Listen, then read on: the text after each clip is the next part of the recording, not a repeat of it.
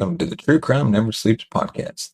On today's episode of Murder Monday, we dive into the odd and suspicious death of Charles C. Morgan. But first, a word from our sponsor.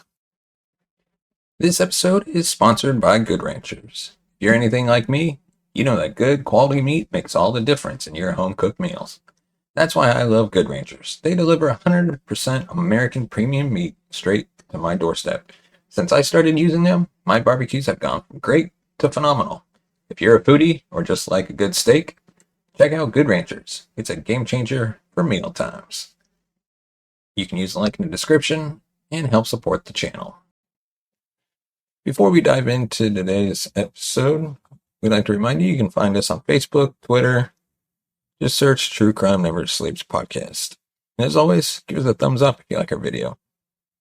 Without further ado, let's dive into the suspicious death of Charles C. Morgan.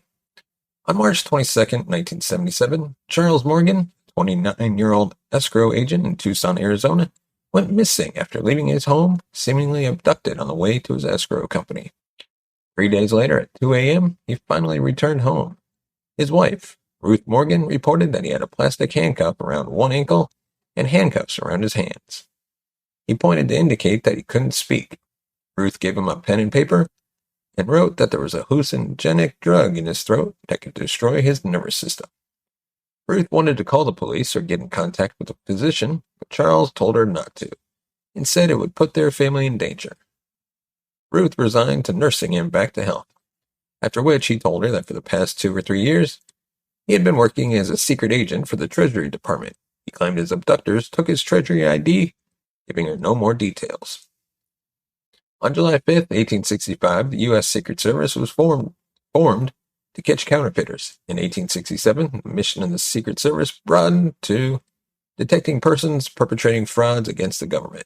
It was part of the Department of Treasury until 2003 and is now part of the Department of Homeland Security. 2 months after Charles's disappearance, he was reported missing again. After 9 days, Ruth receives a phone call. An unidentified woman tells Ruth, quote, "Chuck is all right," Ecclesiastes 12, 1-8, and hangs up. 2 days later, on June 18th, his body is discovered lying 40 miles west of Tucson, near his Mercury Cougar. Charles C. Morgan had been shot in the back of the head by his own gun, a .357 caliber Magnum revolver. He was found wearing a bulletproof vest that he reportedly had been wearing after his first disappearance. A belt buckle that concealed a knife and a holster. A pair of sunglasses found at the scene were not his. Pima County Sheriff investigators searched his car and found several weapons and a cache of ammunition. The car had been reportedly altered so that it could be unloaded or unlocked from the fender. On the rear seat of the car, Morgan's tooth was discovered, wrapped up in a white handkerchief, and yet, that isn't the strangest thing investigators found at the scene. Bizarrely, there was also an item pinned to Morgan's underwear, a $2 bill with 7 Spanish surnames and a map of the border area. The map led to the town's Robles Junction in Sala City, an area between Tucson and Mexico. Those towns had a reputation for smuggling at the time, a fact that will become important later. Above the list of the surnames was the note Ecclesiastes 12, and arrows pointing to numbers 1 and 8 within the bill's serial number. Some of the writings on the bill had alleged Masonic references. Charles also had a piece of paper with directions to the site where he was found. The directions were in his handwriting. Medical investigators say he had been dead for only 12 hours when he was found. Strangely, there were no fingerprints found at the scene, not even on the gun. On Morgan's hand, they found gunpowder. It is likely for this reason the sheriff's department labeled it as suicide. For years, that seemed to be the end of the Charles C. Morgan case, a supposed suicide with twisted clues that seemed to suggest otherwise. And before we dive into the theories, go ahead and leave us a comment in the comment section below. What do you think is happening to or happened to Charles C. Morgan? Was it a suicide or was there something else? And do you believe he was a agent for the Treasury Department? Let us know. And of course, hit that subscribe button, bell notification button to be notified of our next episode. So our first main theory is Morgan's death was in fact a suicide. There was gunpowder on his hand, and the gun used was his own, yet Morgan was right-handed, and the gunpowder residue was on his left hand. It doesn't make sense for him to use his left hand to shoot himself in the back of the head, let alone use such an awkward position to kill himself. Furthermore, the crime scene suggests the presence of someone else, such as Morgan's tooth, the pair of sunglasses that didn't belong to him, and the bizarre $2 bill.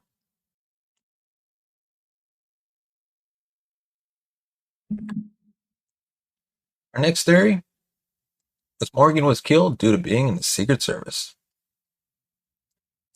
It should be noted that Morgan was not definitively in the Secret Service, but if he was, as he said to his wife, it's possible that this led to his murder. Morgan allegedly had done escrow work for organized crime families. Shortly before his death, Morgan had also testified in a secret state investigation on illegal activity on both sides of the Arizona-Mexico border. He was a reluctant witness for the Arizona Attorney General's office in the questioning of a now-closed Tucson bank. Was Morgan alluding to this case when he told his wife he had been undercover with the Treasury Department? One of Morgan's daughters, Megan, stated, quote, "My father had a lot of information about people here in Tucson that could have been very detrimental. There was a lot of information about politicians, people who are still alive that work in the government. He had that information, and they wanted to silence him." Another theory. Morgan was murdered due to other illicit activities. 2 days after Morgan's death, a woman who called herself Green Eyes called the Pima County Sheriff's Department and claimed to be the same woman who had contacted Morgan's wife before. Green Eyes said that she had met Morgan in a motel before he died. The Pima County Sheriff's Department had confirmed that Morgan had been staying in a West Side motel for over a week before he was shot. Green Eyes said that Charles showed her a briefcase full of thousands in cash, which he claimed was to buy him out of a contract that the mob put on his life. Following her husband's death, Ruth had a visit from 2 men claiming to be the FBI. She said that they flashed their identification quickly and tore the house apart and left. But she never learned what they were looking for or if they found it. Almost 13 years after his death on February 7th, 1990, an episode of Unsolved Mysteries covering the Charles C. Morgan case aired. This sparked a flux of incoming calls that helped Don Devereaux, a journalist for Unsolved Mysteries, piece together that Morgan had been involved in money laundering, large transactions with gold and platinum that would occur regularly between 1973 and his death in 1977. Morgan was dealing with upwards of $1 billion worth of gold alone. There were also perhaps undercover CIA agents involved, most likely to pocket money for themselves. Allegedly, exiled Vietnamese government officials were involved, as well as people from the Department of Defense. Morgan was also linked to a money laundering scheme with fraudulent real estate, and one of Morgan's clients was a mafia crew centered around Joseph Bonanno. Devereaux also found that Morgan kept copies of all the illicit transactions made, thinking they could save him in the future. Were these paper trails of illegal transactions the reason why Morgan was killed? Perhaps leading credence to the idea that Morgan was silenced, a similar crime occurred around the airing of the Unsolved Mysteries episode that exposed most of Morgan's criminal activity. On May 14th, 1990, at 11 p.m., Phoenix, Arizona resident Doug Johnston left for his night shift at a computer graphics company.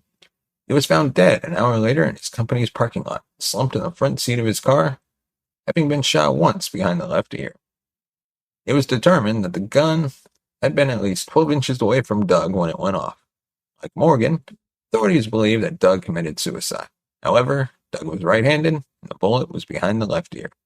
No gun or gun residue was found at the scene of the crime. 25 caliber bullet casing was found.